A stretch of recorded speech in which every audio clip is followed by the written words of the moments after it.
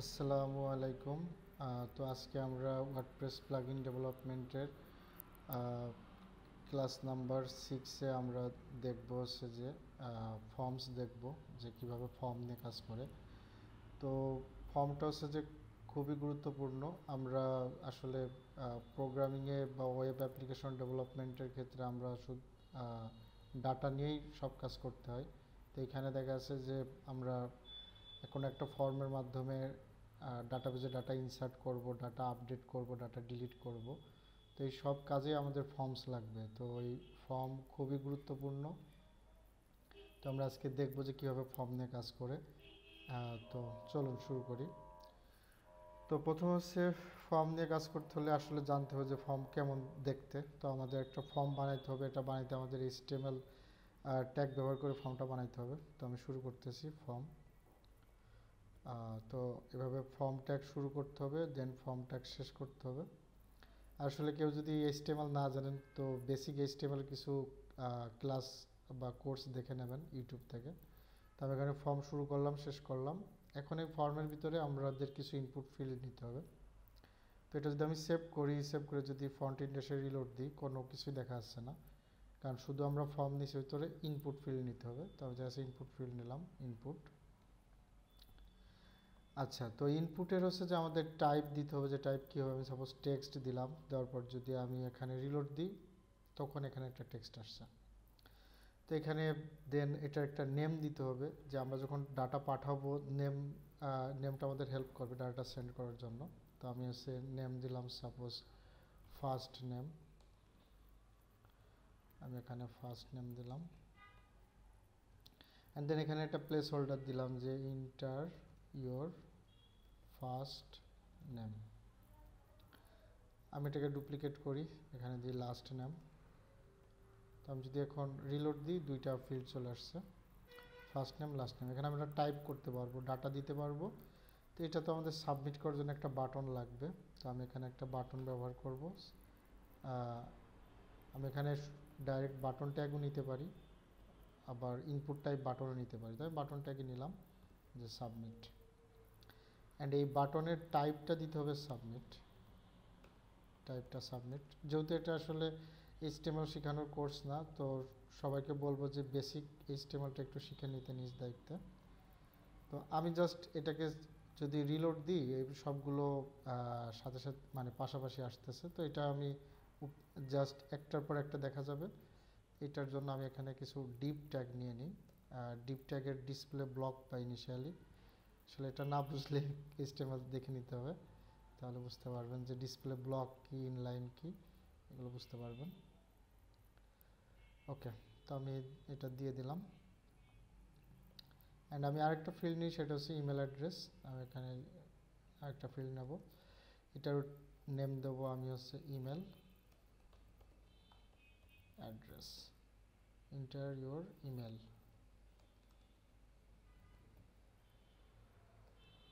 আচ্ছা, আমি এই নেমগুলো একটু ছোটো করে দিই দেখার জন্য। ইমেল অ্যাড্রেস ফার্স্ট নেম, দেন আচ্ছা এটা একটু আপডেট করতে হবে, এটাকে লাস্ট নেম করে দিতে হবে, লাস্ট নেম।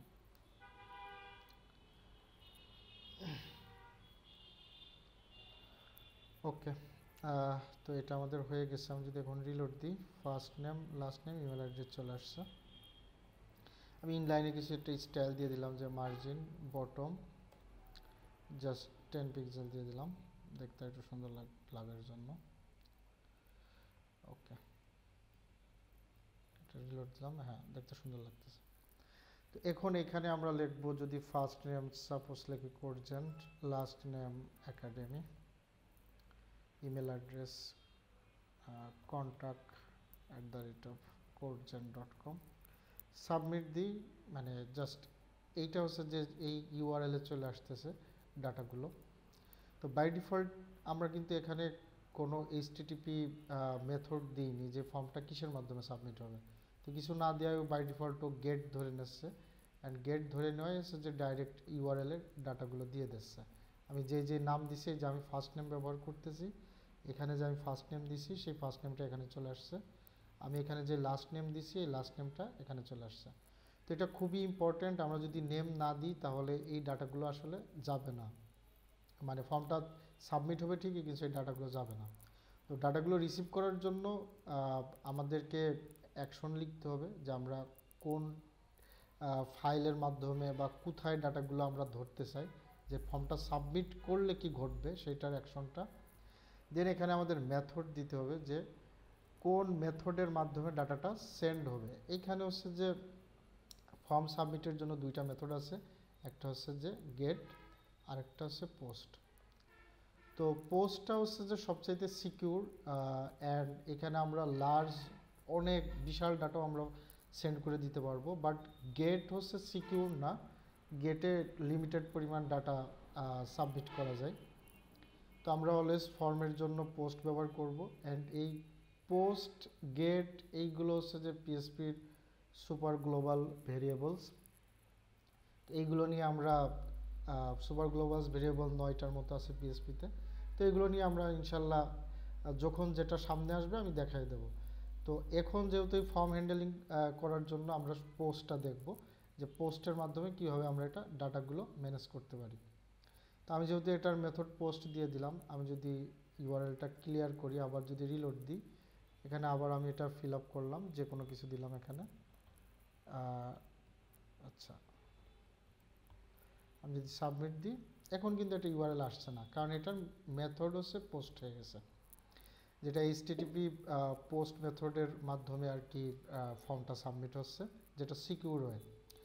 অ্যাকশনের জন্য আমরা তাহলে একটা ফাইল বানাই ফেলি এখানে একটা, যে আমরা চাচ্ছি যে হ্যাঁ এখানে জাস্ট ডাটা সাবমিট করবে, সাবমিটটা আমরা একটা আলাদা একটা ফাইল আমরা রিসিভ করব।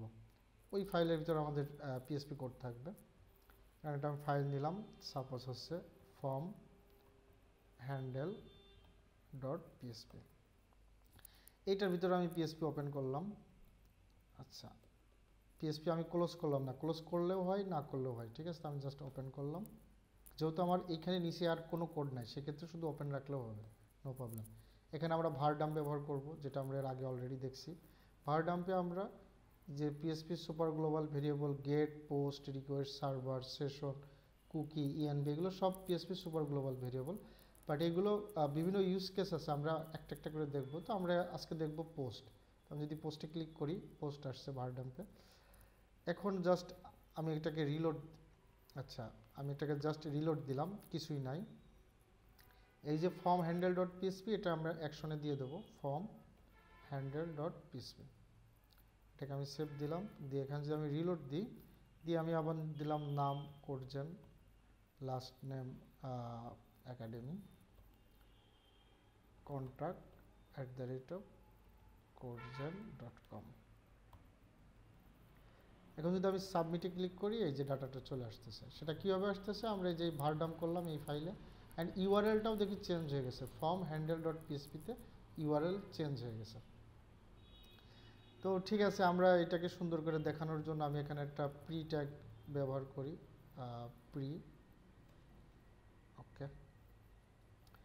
দেন যদি আমি এটাকে আরেকবার রিলোড দিলে, না এটা আর আসবে না, যেহেতু একবারই সাবমিট করছি ওটা চলে গেছে, আবার আমাদের প্রথম থেকে আসতে হবে। তো আমি আসলে যে কোনো নাম দিয়েছি, বারবার এটা নাম দেওয়া তো আসলে সময় সাপেক্ষ ব্যাপার। এখন যদি আমি আবার সাবমিটে ক্লিক করি, এখন খুব সুন্দরভাবে এটা আসছে, যে first name, last name, email. তো আসলে এই যে PHP super global variable post, এ কী করে, পোস্ট হচ্ছে যে সব ডাটাগুলোকে এর মাধ্যমেও দেখায় দেয়। তো এই সুপার গ্লোবাল ভেরিয়েবল আমরা পিএসপির যে কোনো জায়গায়, যে কোনো অবস্থান থেকে আমরা এটা ইউজ করতে পারি, ইউজ করলে এটা কাজ করবে, এরকম ধরাবান্ধা কোনো নিয়ম নাই। তো এইভাবে আসলে একটা ফর্ম সাবমিট আমরা করতে পারছি। এখন হচ্ছে যে আমরা ফর্মটা সাবমিট করতেছি, এটা অন্য একটা পেজে, যে এটা মানে অন্য একটা ইউআরএল চলে যাচ্ছে।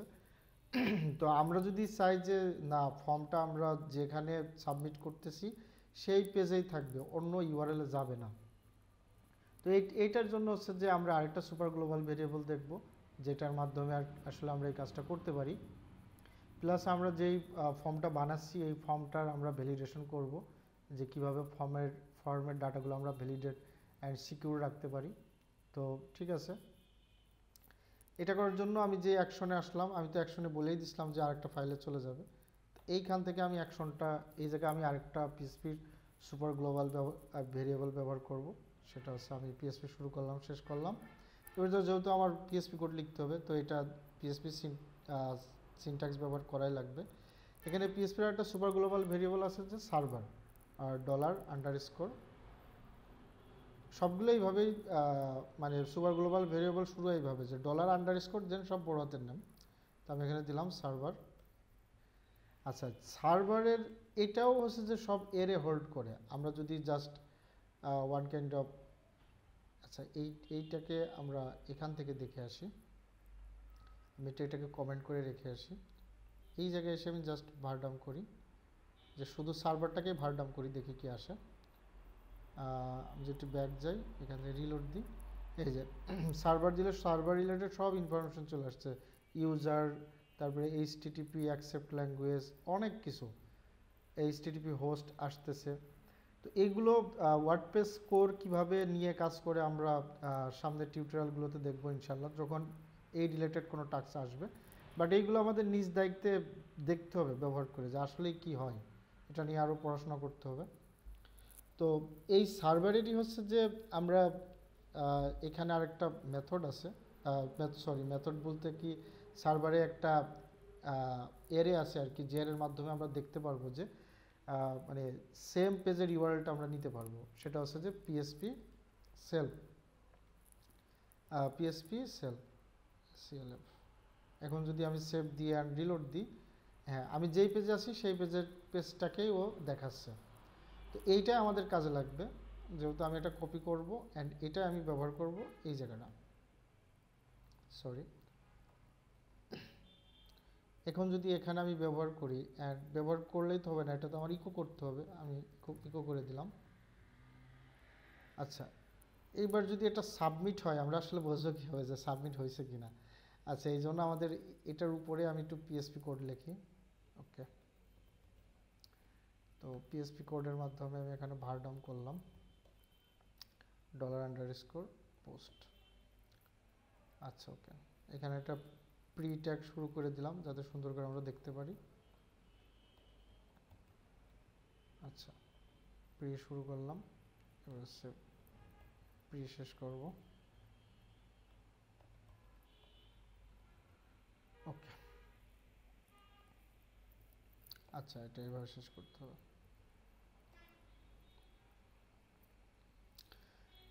আচ্ছা, এখন যদি আমি মূল ইসে আসি, রিলোড দিই, এখানে এরে মানে এমটি কিছু আসছে না। আমি ফর্মেট ডাটা দিই, আমি যে কোনো ডাটা দিলাম, আমি সাবমিটে ক্লিক করি, এখন ডাটা আসতেছে।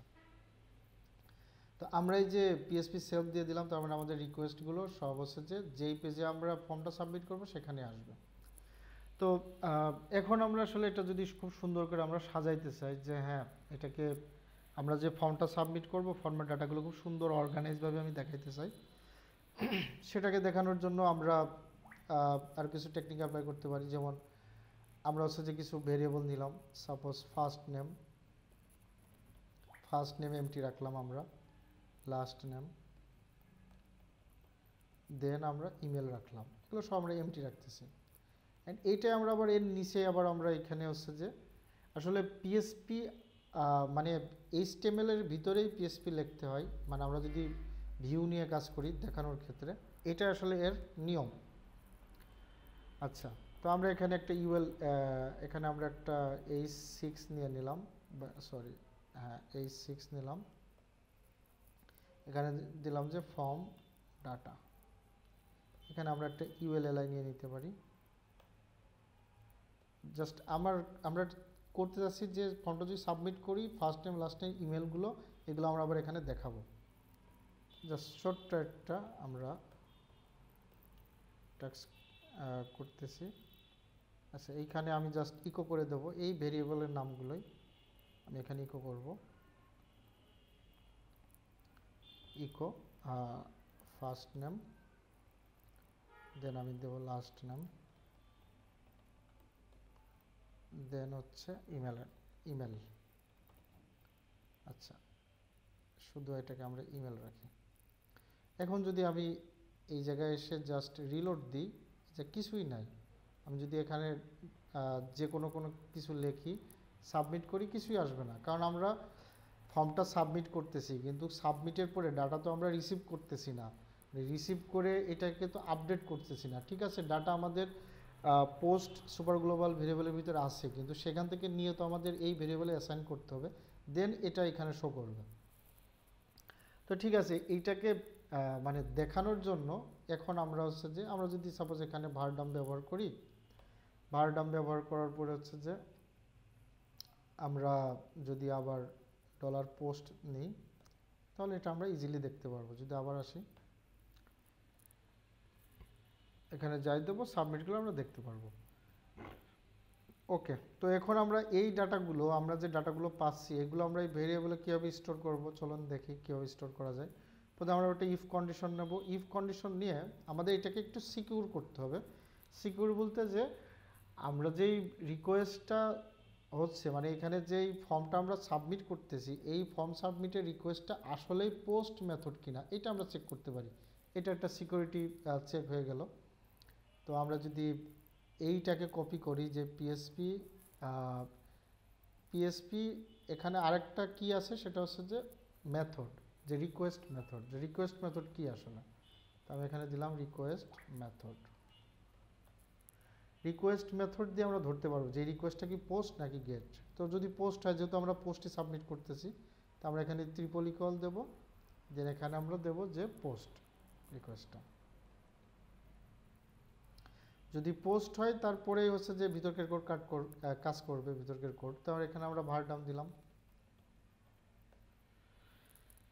ভারডাম্প আমরা।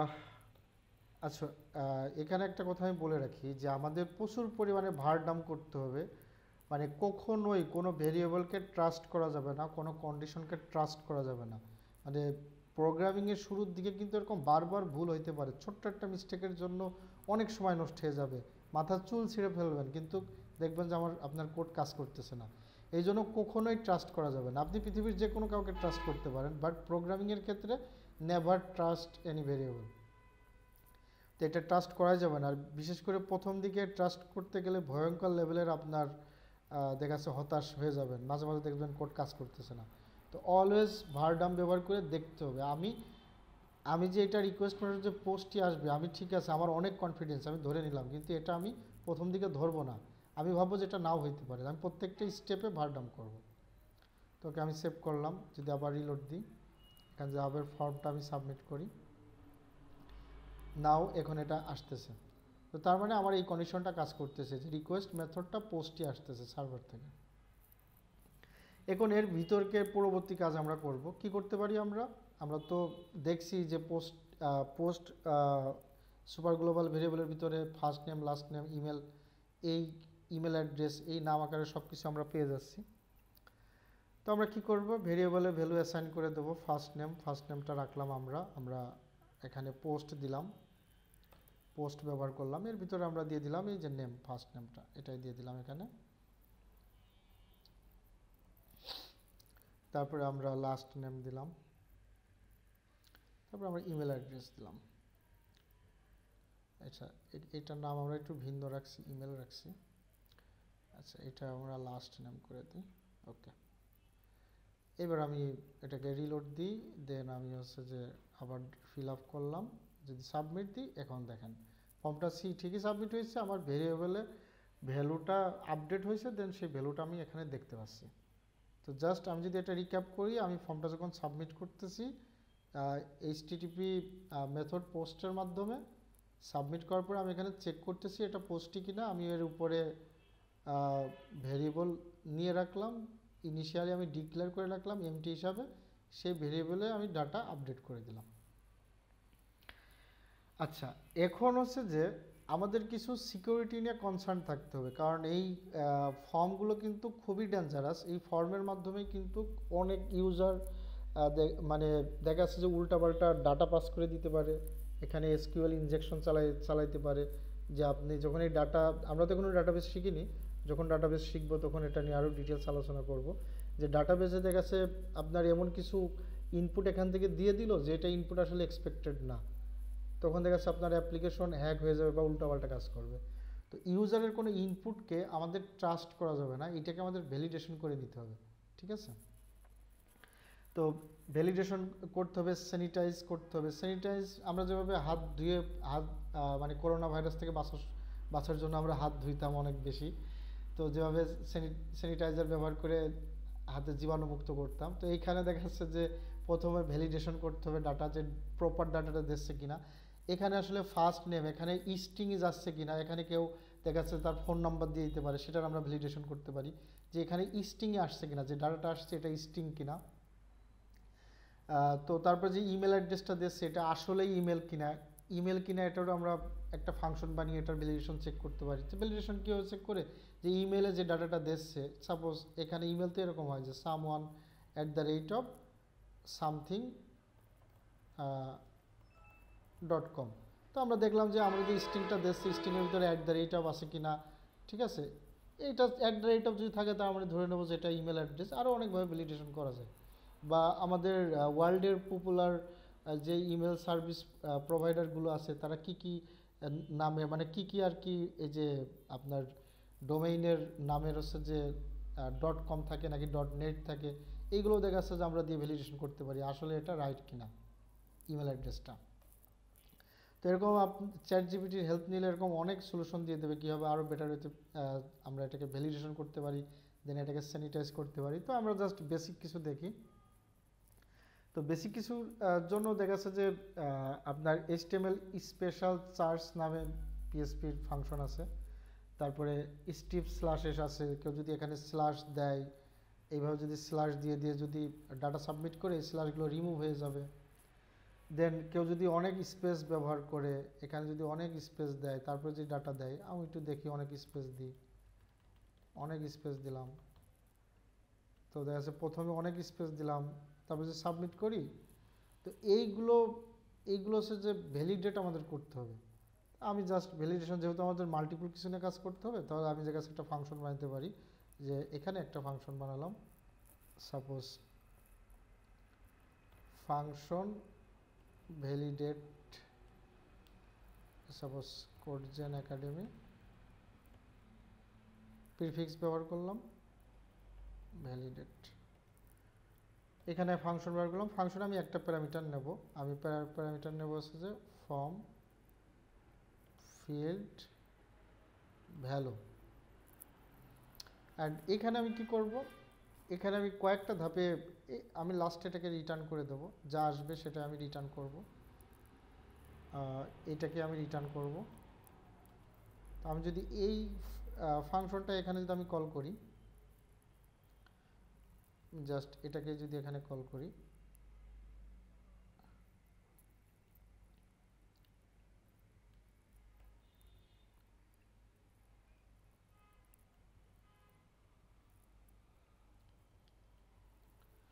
ওকে, দেন আমি আবার এখানে আসলাম। আমরা প্রত্যেকটা ধাপে আসলে টেস্ট করে দেখবো যা লিখলাম এটা কাজ করে কিনা। এবার যদি আমি সাবমিটে ক্লিক করি, দেন এটা কাজ করতেছে। তো এইটার আগে মানে পিএসপির কিছু ইনবিল্ট ফাংশন আছে যেগুলো আমরা ব্যবহার করে বেসিক ভ্যালিডেশনগুলো করে ফেলতে পারি। অ্যান্ড আমাদের আরও যা লাগবে আমাদের কাস্টম লজিক লিখে করতে হবে। তো আমি ওই বেসিকটাই দেখাই। আচ্ছা, ওকে। তো আমরা এই ফর্ম ফিল্ড এই ভেরিয়েবলেই আমরা বারবার ভেরিয়েবলটা আপডেট করব। তো প্রথমে আমরা কী করতে পারি, আমরা ট্রিম ব্যবহার করতে পারি। ট্রিমের ভিতরে এখানে যদি দেখি, এই যে এখানে আসলে হেল্প করে যে strip white spaces or other characters from the beginning and end of string। হ্যাঁ, এখানে কেউ যদি কোনো ডাটা দেয়, মানে স্ট্রিংয়ের প্রথমের হোয়াইট স্পেসগুলো রিমুভ করে দেয় ট্রিম। তো আমরা এখানে ফর্ম ফিল্ডার এটা দিয়ে দিলাম। তো ও যেহেতু নিজে এটা করে দিচ্ছে, আমাদের করা লাগতেছে না। অ্যান্ড এটা ট্রিম হয়ে গেল। আমরা দেন এইটা হওয়ার পরে এর আপডেটেড ডাটা কিন্তু ভেরিয়েবল কিন্তু আবার এই ভেরিয়েবলের ডাটা কিন্তু আবার আপডেটেড হয়ে এটা এখানে স্টোর হবে।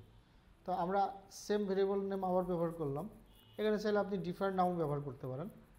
দেন আমরা আরেকটা ফাংশন ব্যবহার করি, strip/s, strip/s, হ্যাঁ, strip/s। দেখেন যে এখানে ডকুমেন্টেশন, মানে এই ডাটাগুলো পিএসপি ডকুমেন্টেশন থেকে আসতেছে। এই যে পিএসপি ম্যানুয়াল এখান থেকে আসতেছে, যে এটা কি রিটার্ন করে, স্ট্রিং উইথ ব্যাকস্ল্যাশেস স্ট্রিপ অফ তো এইখানে এক্সাম্পল যে এই ধরনের স্ল্যাশেস থাকলে এটাকে ও সিঙ্গেল ব্যাক স্ল্যাশে কনভার্ট করে দেবে। তো আমি যদি এখানে ক্লিক করি, আচ্ছা এখানে যদি ক্লিক করা হয় এই যে পিএসপির সাইট থেকেও আমি এক্সাম্পল প্লাস এটার ইউজেস সবই দেখে নিতে পারবো। এটা পিএসপির ইনবিল্ট ফাংশন। আচ্ছা ওকে, তো আমি আবার আসি। আচ্ছা এটা চলে গেছে স্ট্রিপ স্ল্যাশেস। আচ্ছা দেন আমরা আরেকটা ব্যবহার করতে পারি যে এইচটিএমএল স্পেশাল চার্জ।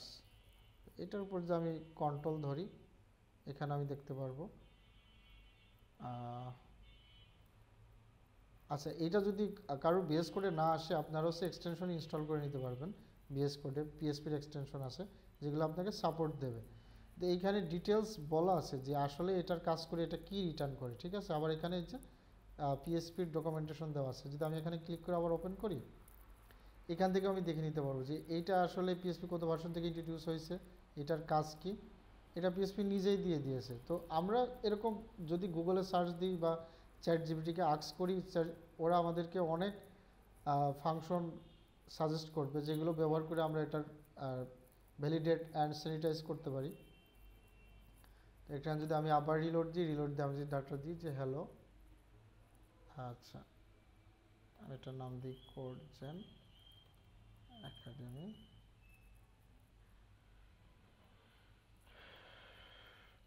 এখানে একটা ইমেল অ্যাড্রেস দিলাম,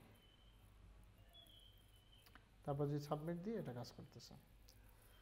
তো এখন আসলে যে এখন বলতে পারেন যে আসলে এখানে আউটপুট তো কিছু দেখাচ্ছে না যে আসলে আমরা এই ফাংশনগুলো দিলাম, দেওয়ার পরে এখানে আসলে কি রিমুভ করতেছে। আচ্ছা এইটা দেখার জন্য এটা আপনারা নিজেরা ট্রাই করবেন, বিভিন্নভাবে এখানে ডাটা দেবেন বা গুগলে সার্চ দিলেও আপনারা ডাটা পেয়ে যাবেন, সেটা দিয়ে আপনারা ট্রাই করতে পারেন, দিলে এটা কাজ করবে। কারণ এগুলো তো আমাদের নিজেদের বানানো না, এগুলো পিএসপির নিজস্ব ফাংশন আর কি, বিল্ট ইন ফাংশন।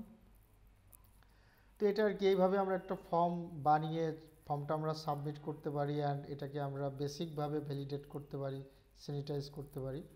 অ্যান্ড এই ফর্মের এই যে ডাটাগুলো আমরা নিচেই দেখালাম, এই ডাটাগুলো আমরা পরবর্তীতে যখন মাইএসকিউএল শিখব তখন আমরা এই ডাটাগুলো আমরা ডাটাবেজে ইনসার্ট করব, দেন ডাটাবেস থেকে এগুলোকে আমরা আবার কোয়ারি করে নিয়ে এসে তারপর আমরা দেখাবো। তো আজকে এই পর্যন্ত। অ্যান্ড আপনাদের জন্য অ্যাসাইনমেন্ট থাকবে যে ফর্ম বানানো, বিভিন্ন রকম কন্ট্যাক্ট ফর্ম, সাবস্ক্রিপশন ফর্ম, যার যেমন ফর্ম বানাইতে মন চায় এর সাথে আপনারা ভ্যালিডেশন করবেন। আর W3 স্কুলে আসবেন, W3 স্কুলে যদি আসে, W3 স্কুলস এইখান থেকে হচ্ছে যে এই যে ফর্ম এই পুরোটা পড়ে শেষ করে ফেলতে হবে, খুব ভালোভাবে এটা প্র্যাকটিস করতে হবে। দেন এই যে সুপার গ্লোবালস আছে এইখান থেকে আরও পড়াশোনা করতে পারেন সুপার গ্লোবাল ভেরিয়েবল নিয়ে। আমরা আজকে সার্ভার শিখে ফেলছি, পোস্ট শিখে ফেলছি, তো পরবর্তীতে যখন লাগবে আমরা গেট শিখবো, রিকোয়েস্ট শিখবো।